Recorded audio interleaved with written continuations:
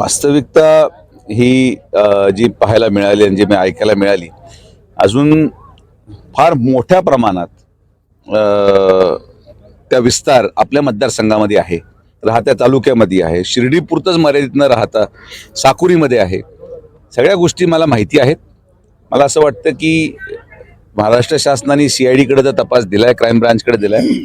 तिथं एक महिला IPS अधिकाऱ्यांची नेमणूक झालेली आहे. आजही शिर्डी पोलीस स्टेशनचे अधिकारी नाशिकला गेलेत आणि या तपासामध्ये या सगळ्या गोष्टी समोर येतील. ज्या गोष्टी घडल्या त्या दुर्दैवी आहेत. माझं व्यक्तिशा घरी संभाषण किंबहुना माझी काही भेट नाही, किंबहुना मी गेलेलो नाही. पण जे काही प्रकार झालेला आहे आणि जो समोर आला आहे त्यामध्ये तुम्ही उल्लेखित केलं शिर्डी, तर शिर्डीमध्ये हा एका परिवारापुरता मर्यादित विषय नाही आहे.